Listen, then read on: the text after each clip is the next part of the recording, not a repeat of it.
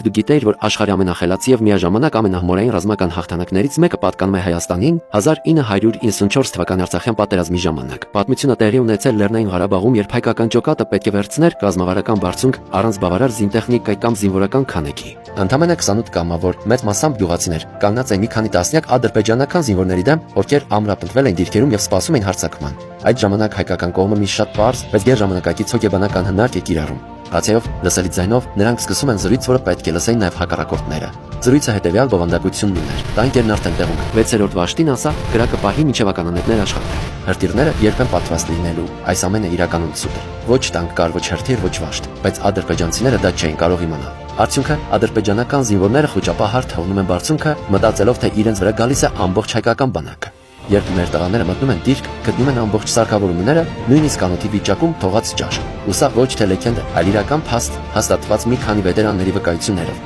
Մի բարձունք առանց գնդակ կրակելու։ Սա երբ ուղեղը զենքից ուժեղը։